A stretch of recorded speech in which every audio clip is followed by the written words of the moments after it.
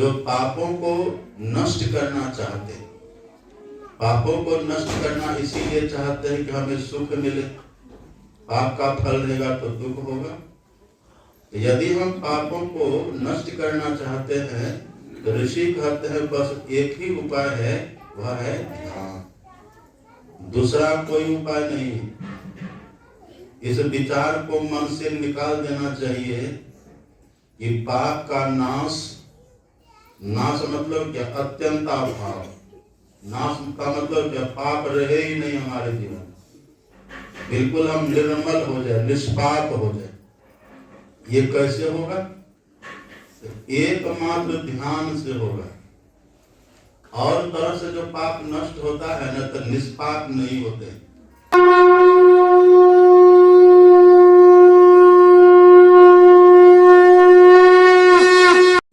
हम लोग का जो सत्संग हो संतवाणी के आधार पर, धर्म ग्रंथों के आधार पर। अभी जो हम लोगों ने पाठ में सुना, उपनिषद का पाठ, वही मूल विषय बनता है सुनने सुनाने का। पाठ में हम लोगों ने सुना ध्यान बिंदु उपनिषद, उसका श्लोक हम लोगों ने सुना, यदि शैल समम पापम विस्तीर्ण बहु योजनम विद्यते ध्यान योगेन नान्यो भेदः कदाचन। उपनिषद के ऋषि कहते हैं यदि पहाड़ के समान भी फैला हुआ पाप हो, वह ध्यान योग से नष्ट हो जाता है। यहाँ तक तो ठीक है, लेकिन आगे क्या कह देते हैं? आगे ऋषि कह देते हैं नान्यो भेदः कदाचन,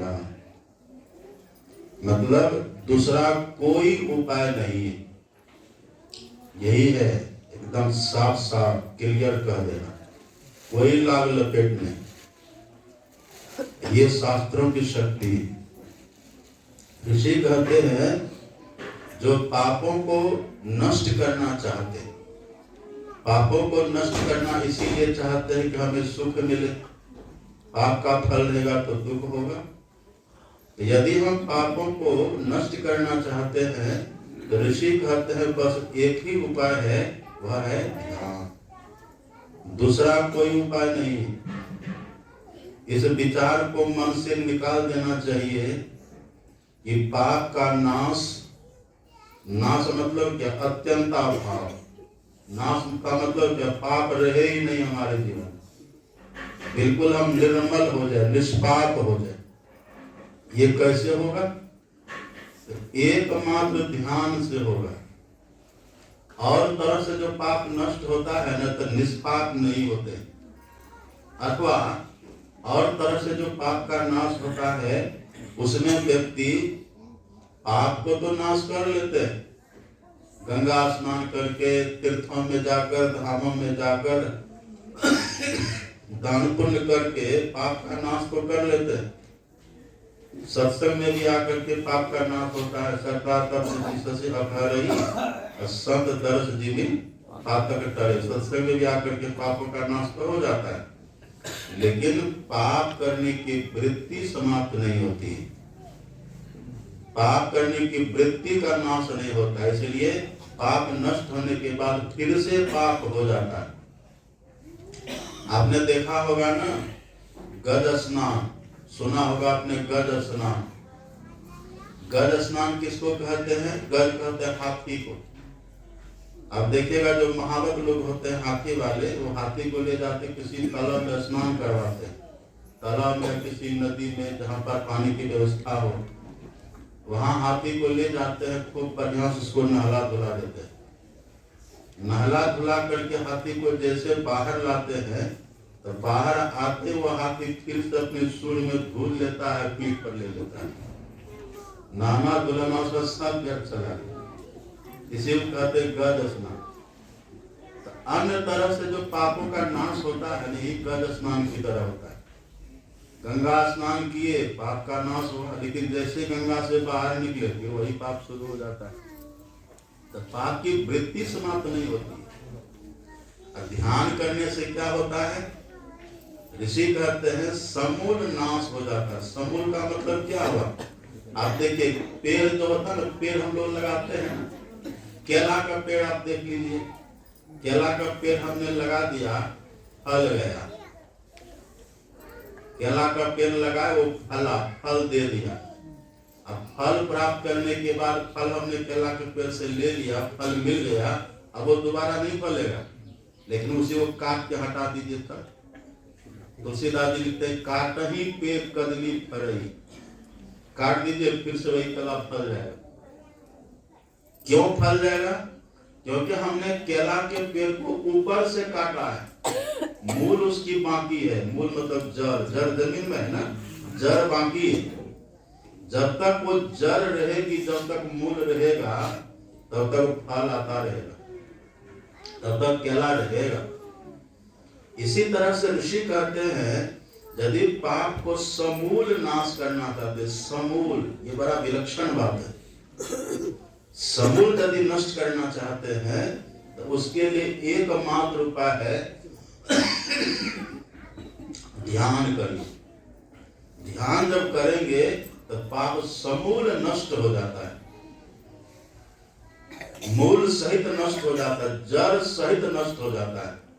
इसका मतलब है कि पाप की जड़ भी होती है, पाप का मूल भी होता है, और मूल जब तक रहेगा तब तक ऊपर डाल पात को कितना भी काटते रहेंगे तो नष्ट होगा। पाप की जड़ है। पाप की जड़ क्या है जिससे पाप होता है? देखिए, पाप की जड़ का नाम है विकार। काम ऐसा, क्रोध ऐसा, रजोगुण समुद्भव, महासनो महापापमा विद्यनमी है वैरिणम। ये काम और क्रोध जो है ना, ये खड़ विकार जब तक भीतर में रहेगा, खड़ विकार भीतर में जब तक है तब तक हमसे पाप होता रहेगा। भीतर में काम विकार है, क्रोध विकार है, लोभ विकार है, ईर्ष्या है, द्वेष है, मोह है भीतर में, तो बाहर में हम झूठ बोलेंगे, चोरी करेंगे, नशा करेंगे, हिंसा करेंगे, व्यभिचार करेंगे, ये सब होता रहेगा। यही इसका जड़ है विकार। अब विकार की जड़ क्या है? विकार की जड़ किसको कहते हैं? विकार की जड़ कहते हैं विषय को। विकार की जड़ का नाम है विषय। जब तक विषय भीतर में रहेगा तो विकार मन में होगा। विषय की पकड़ मन भीतर में रहेगी ना, तो मन में विकार उत्पन्न होगा, विकार होगा तो पाप होगा। तो विषय की, पाप की जड़ है विकार, विकार की जड़ है विषय। ध्येतो विषयान पुंस संगस्ते सुख जायते, संगात संजायते, काम कामात् क्रोधो भी जायते, क्रोधात् भवति संभव। क्रम क्रम से है ना, जो विषय का चिंतन करते तो आसक्ति होती है, आसक्ति हो जाने से उनको पाने की कामना जगती है, वही काम हो गया।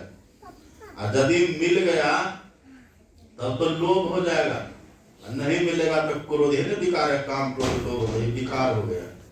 ये विकार जब होगा तो फिर पाप करेंगे।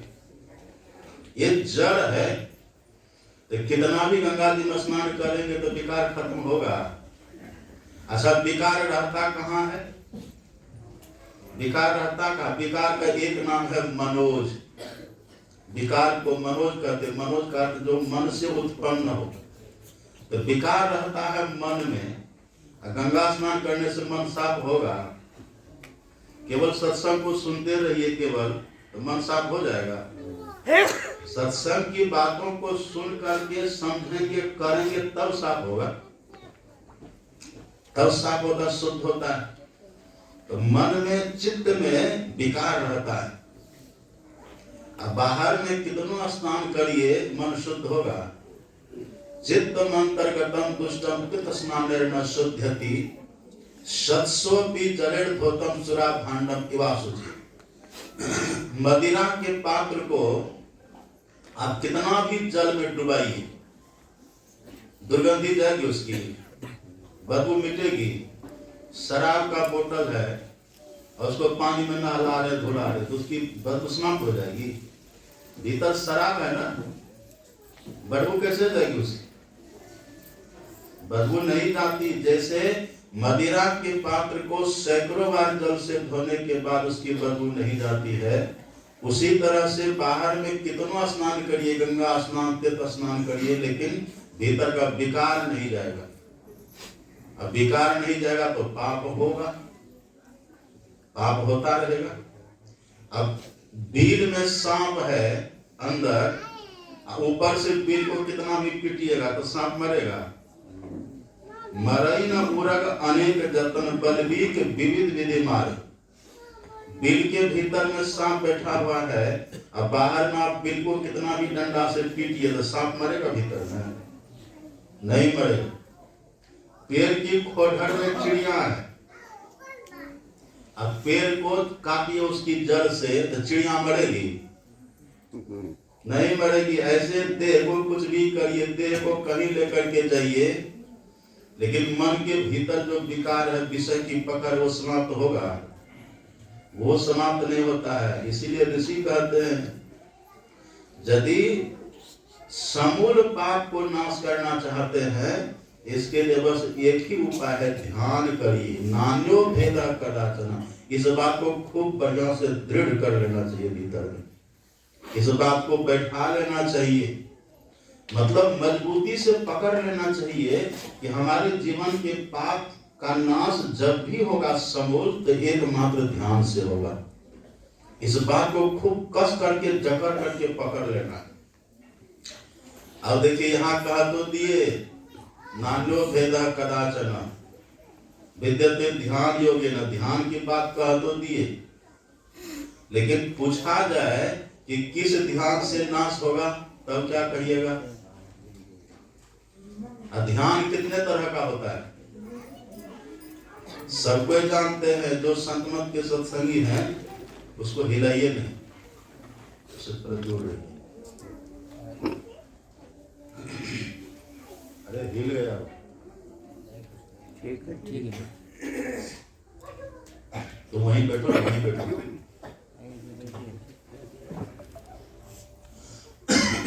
क्या कह रहे थे हम? ध्यान कितने तरह का होता है? जो सत्संगी अपने हैं ना, पुराने सत्संगी का जो नए भी है, बहुत सत्संग सुनते हैं, सदगुरु महाराज के ग्रंथ को पढ़ते हैं, ये खूब बढ़िया से जानते हैं कि 3 तरह का ध्यान होता है। हम लोग रोज पाठ करते हैं, हम लोग को सदगुरु महाराज जी ने रटा दिया है, रोज हम लोग पाठ करते हैं। बिंदु ध्यान विधि, नाद ध्यान विधि, सरल सरल जग में प्रचार। कितना ध्यान हुआ है? 2 ध्यान हुआ ना। एक ध्यान और पाठ करते हैं, गुरु जाप मानस ध्यान मानस कीजिए दृढ़ साध कर। ध्यान आ गया यहाँ, तो कुल कितना ध्यान हुआ? 3 ध्यान हुआ, मानस ध्यान, बिंदु ध्यान, नाद ध्यान। यहाँ ऋषि किसी ध्यान का नाम लिए, यहाँ ऋषि कह देते सीधे विद्यते ध्यान योगेन, लेकिन इस उपनिषद का जो नाम है उससे ध्यान क्लियर हो जाता है कौन सा ध्यान करना है। उपनिषद का नाम क्या है? उपनिषद का नाम है बिंदु ध्यान। क्या नाम है? ध्यान बिंदु उपनिषद। देखिए ध्यान बिंदु उपनिषद साफ हो रहा है ना, क्लियर? ध्यान बिंदु उपनिषद। आप आगे और भी पढ़ेंगे, अपने यहाँ सत्संग जो में हम लोग पाठ भी करते हैं और उपनिषदों का। एक उपनिषद का नाम है नाद बिंदु उपनिषद, नाद बिंदु उपनिषद, तेजो बिंदु उपनिषद, कई तरह का है ना। तो ये जो उपनिषद है, जहां पर नाद बिंदु उपनिषद है, उसमें नाद की भी चर्चा है और बिंदु की भी चर्चा है। ये उपनिषद का नाम क्या है? इस उपनिषद का नाम ही है ध्यान बिंदु उपनिषद। मतलब ऋषि कहते हैं एकमात्र बिंदु ध्यान ही सक्षम है पापों को नष्ट करने में। केवल बिंदु ध्यान करके कोई सफल हो जाए तो पापों को समूल नष्ट कर देगा। नाद ध्यान का बिना बिंदु ध्यान के कर ही नहीं पाएंगे। कर पाइएगा? कोई सोचे कि हम बिंदु ध्यान नहीं करें, सीधे नाद ध्यान करें, तो संभव है? अपने सदगुरु महाराज जी कहते थे वो तो वैसा ही है जैसे कोई अंधा व्यक्ति हो और हाथ में ढेला लेकर के पेड़ के फल को तोड़ना चाहे। अंधा है, आंख उसको है नहीं, और ढेला लेकर के फल को तोड़ना चाहेगा तो तोड़ लेगा? ढेला मारेगा, फेंकेगा, हो सकता है भूल चूक से कहीं लग जाए, टूट जाए, वो बात अलग है, लेकिन वो तोड़ ही लेगा कोई निश्चित है नहीं है। तो किसी किसी मत संप्रदाय में आप जाएंगे और अपने यहाँ भी कोई लोग, कुछ लोग ऐसे होते हैं जो पहले ही नादानुसंधान की दीक्षा ले लेते हैं। तो वो ठीक है, यदि पहले का संस्कार की नींव हो, गुरु की कृपा हो जाए तो कुछ से कुछ हो सकता है। पर विधान क्या है, विधि क्या है? गुरु भेद धरी धरी दिव्य दृष्टि करी करी, तीन बंद बंद करी, भजो नाम सोई। विधि ये है, पहले बिंदु ध्यान करिए तब नाद ध्यान करिए, ये तरीका है। तो पापों का नाश जब भी होगा बिंदु ध्यान से होगा। लेकिन बिंदु ध्यान कौन कर पाएंगे? बिंदु ध्यान किनसे होगा? आप सीधे बिंदु ध्यान कर लेंगे? अपने सदगुरु महाराज जी कहते जैसे कोई धरती पर रह करके आकाश को नहीं छू सकता, धरती पर छुअन आकाश। अब धरती पर खड़ा होकर के आकाश को छू लीजिएगा? है संभव? संभव नहीं है। इसी तरह से बिना मानस ध्यान किए कोई सोचे कि हम बिंदु ध्यान कर ले, संभव है? संभव नहीं है। इसलिए अपने सदगुरु महाराज जी ने सूत्र बना दिया, प्रथम ही धारो गुरु को ध्यान। प्रथम ही मतलब क्या? पहले। प्रथम ही का मतलब पहले। ऐसी को संत कबीर साहब कहते हैं, मूल ध्यान गुरु रूप है। मूल ध्यान, मूल का मतलब क्या? शुरू में। और सदगुरु महाराज जी मूल नहीं कह करके प्रथम कहते हैं। प्रथम ही धारो गुरु को ध्यान, हो श्रुति निर्मल वो बिंदु ज्ञान। तो जो पहले अपने भीतर में मानस ध्यान ठीक से कर ले। मानस ध्यान में जिस तरह से हमको गुरु महाराज जी को देखने के लिए कहा गया है, जिस तरह से आंख बंद करके उनका दर्शन करना है, ठीक उसी तरह से जो देख करके दर्शन कर ले। और दर्शन करने के बाद तब क्षमता आती है बिंदु ध्यान। तो आप कहेंगे कि बाबा या गुरु महाराज जी का दर्शन करने से पाप का नाश नहीं होता है? होता है। आप पढ़ेंगे पदावली में, अपने सदगुरु महाराज जी ने कितना अच्छा लिखा है। सदगुरु महाराज जी कहते, सतगुरु सतगुरु नित ही पुकारत, छीजत पाप समूरे। है ना? सतगुरु सतगुरु नित ही पुकारत का मतलब क्या है? जो जप करे, अति पावन गुरु मंत्र मन ही मन जाप जपो। जो अत्यंत पवित्र मंत्र हम लोगों को दीक्षा में मिला है, उस पवित्र मंत्र का जो मन ही मन जाप करे, तो जप करने से पाप का नाश। वही गुरु महाराज जी कहते हैं ना, सतगुरु सतगुरु नित ही पुकारत, छीजत पाप समूह रहे। अब मीराबाई कहती है, राम नाम जप लीजिए प्राणी, कोटिक पाप कटे रे। ये बात है ना, पाप कटता है। तो जप करने से पाप कटता है। और उधर क्या होगा? सतगुरु रूप हिय में धारत, सतगुरु रूप हिय में धारत, काम क्रोध मद लोभ दहे। जो अपने भीतर में सदगुरु महाराज जी का दर्शन कर ले, उसका विकार भी समाप्त होता है। अब देखिए, जप करने से पाप नाश होता है, लेकिन पाप की जड़ क्या है? पाप की जड़ है विकार। विकार कहाँ समाप्त हुआ? गुरु महाराज जी के दर्शन से। लेकिन विकार की जड़ क्या है? विकार की जड़ है विषय।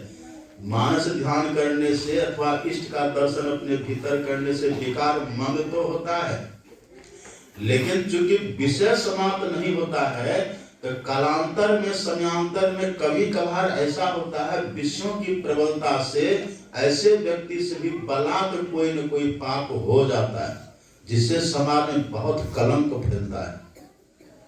ये भी होता है ना। अब उदाहरण देखिए इसका, आप पढ़ेंगे रामचरितमानस में भगवान शंकर राम राम का जप करते थे और भगवान राम का ध्यान भी करते थे। वर्णन है ना, तुम पुनि राम राम दिन राति सादर जपहु अनंग अराती, जपते थे और राम भगवान का ध्यान करते थे। मन थिर करी शंभु सुजाना लगे कर्ण रघुनायक ध्याना। शंकर भगवान राम राम का जप करते थे और राम भगवान का ध्यान करते थे, मतलब मानस जप करते थे, मानस ध्यान करते थे। एक बार क्या हुआ, भगवान शंकर राम भगवान का ध्यान करके, राम भगवान का दर्शन करके मानस ध्यान में तल्लीन होकर के बैठे हुए। ये वर्णन है रामचरितमानस में, आप पढ़ेंगे।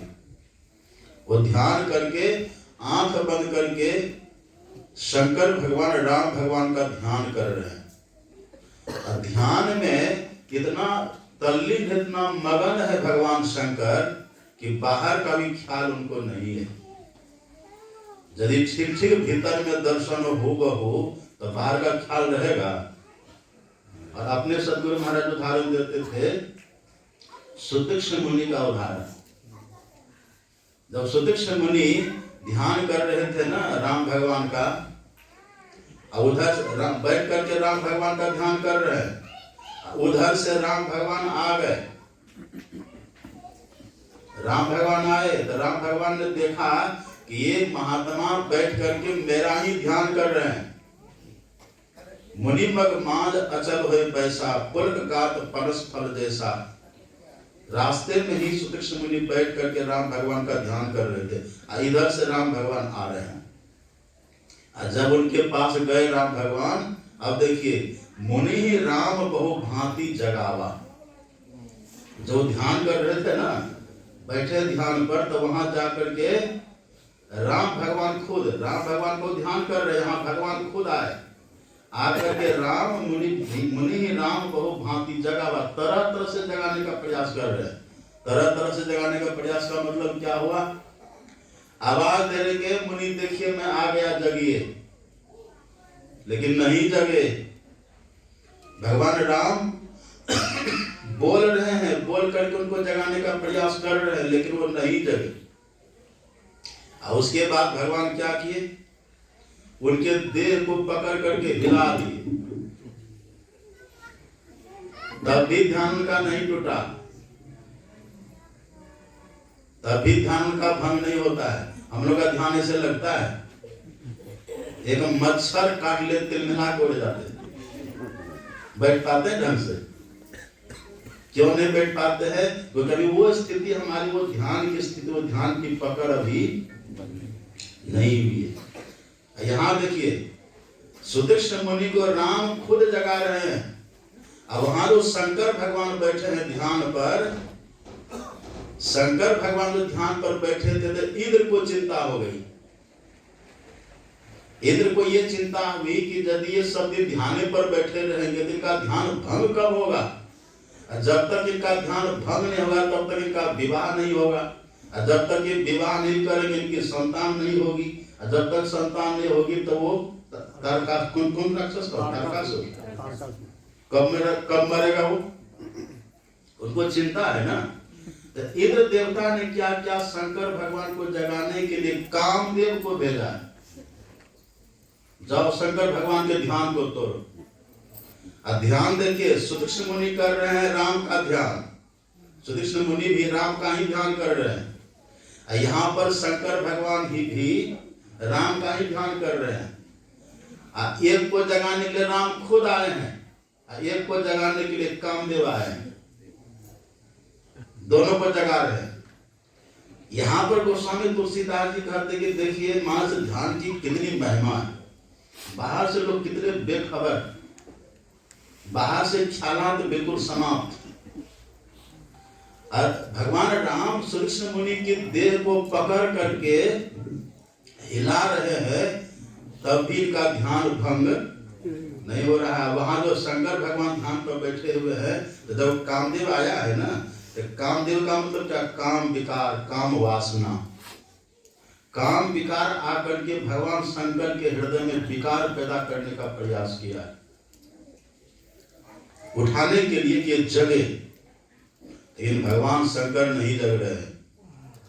इधर सुदीक्षित मुनि भी नहीं जग रहे हैं।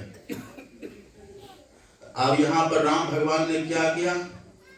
जब राम भगवान सब उपाय करके देख लिए वो नहीं जगे, तो भगवान तो भगवान है ना, तब भगवान ने क्या किया? जिस रूप का वो ध्यान कर रहे थे, जिस रूप का ध्यान वो कर रहे थे ना, सुन रहे सब मेरी बात को? सुन रहे कि सो रहे? सिर ऊपर करके बैठे सीधा बढ़िया से। वो जो ध्यान, जिस रूप का ध्यान कर रहे थे ना, जिस रूप का वो ध्यान कर रहे थे, राम भगवान ने क्या किया? उस रूप को ही हटा दिए। धूप रूप तब राम पुरावा, कृष्ण मंदिर ध्यान कर रहे थे ना, राजा राम का ध्यान कर रहे थे, तो भगवान राम क्या किए? भूप रूप तब राम दुरावा, हृदय चतुर्भुज रूप दिखावा।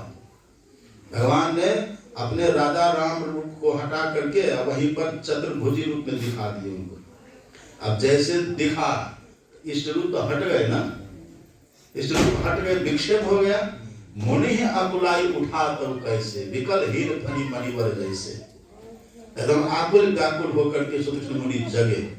जैसे जगे तो देखते जिनका हम ध्यान कर रहे थे सामने खड़े। ध्यान टूट गया ना, आखिर टूट तो गया ध्यान। यहाँ देखिए शंकर भगवान का, शंकर भगवान का ध्यान तोड़ने के लिए कामदेव ने बहुत प्रयास किया। शीतल मद सुगंध बयार चला दिया, बसंत ऋतु ला दिया, अप्सराओं का वहां नाच गान शुरू हो गया, लेकिन तब भी भगवान शंकर बैठे हुए, तब भी ध्यान से नहीं जग रहे हैं। तब कामदेव ने क्या किया? कामदेव देवता भी है और काम विकार भी है। तब उस कामदेव ने, उस विकार ने भगवान शंकर के हृदय में उच्चाटन बाण का प्रहार किया है। आम के पेड़ पर चढ़ करके, ऐसा लिखा है रामायण में, वहां से तब उस कामदेव ने बाण का संधान किया है। और जैसे शंकर भगवान के हृदय में वो बाण लगा, वे व्यथित हो गए। अब शंकर भगवान के मन में होता है, अरे मैं तो ध्यान कर रहा था भगवान का, अपने इष्ट का ध्यान कर रहा था, लेकिन ये विकार कैसे मन में हो रहा है? देख रहे हैं ना, विकार की प्रबलता देखिए, विकार की प्रबलता कितनी। ये विकार मन में कैसे हो रहा है? हम तो बैठ के ध्यान कर रहे थे, तो अब इससे काम नहीं चला, फेल हो गए ना। अब देखिए क्या होता है। तब शिव, तब का मतलब क्या? उसके बाद। तब शिव तीसर नयन उघारा। अब भगवान ने क्या किया? अब भगवान ने अपनी तीसरी आंख खोल दी, और जैसे तीसरी आंख खोले, जो आए थे विघ्न करने के लिए वही मर गए, वही नहीं रहा। यही जो तीसरी आंख खोलने की बात है, भगवान शंकर जो तीसरी आंख खोली है, तीसरी आंख कब खुलती है? यही दृष्टि योग साधन से अथवा बिंदु ध्यान से। बिंदु ध्यान यदि कोई करे, तो बिंदु ध्यान करने से होगा क्या? बिंदु ध्यान करने से मन निर्विषय होता है। इसका नाम ही है ध्यानम निर्विषयम मनम, ध्यानम शून्यगतम मनम। मतलब जब मन हमारा शून्यगत होगा ना, तो मन निर्विषय हो जाएगा। अब जब विषय ही भीतर में नहीं रहा, तो विकार होगा। विकार आया था, उसमें तो सफल हो गया। जब राम भगवान का ध्यान कर रहा था तब तो सफल हो गया, लेकिन तब शिव तीसर नयन उघारा। अब भगवान शंकर ने जैसे बिंदु ध्यान की महिमा को प्रकट किया, वो कामदेव विकार ही जल करके भस्म हो गया, तो नहीं रहा ना, तो विषय खत्म हो गया, विकार खत्म हो गया, अब पाप होगा। वही यहाँ ऋषि कहते हैं भिद्यते ध्यान योगेन, यही ध्यान, इसका नाम ये ध्यान बिंदु उपनिषद। यही ध्यान यदि कोई व्यक्ति करे तो पाप समूल नष्ट होता है। अब ऐसे व्यक्ति से कभी पाप नहीं होगा। क्यों पाप नहीं होगा? क्योंकि वो विषय से छूट गए। अच्छा, विषय से छूट गए, एक ये भी बात है। दूसरी बात ये भी है, जो बिंदु ध्यान में सफल होते हैं, जो अंधकार से प्रकाश में जाते हैं, वो विषय की हकीकत को समझने लग जाते हैं। अभी हम लोग हकीकत को नहीं समझ रहे। विषय का हकीकत क्या है? अब बस हकीकत क्या है विषय का? हकीकत है, राम भगवान कहते हैं, नरतन उपाय विषय मन देही, अब पलटी सुधा ते सठ विषय लेही। हकीकत है ये कि विषय विष है, विषय विष है। इन अंधकार में रहने के कारण हमको अमृत लगता है।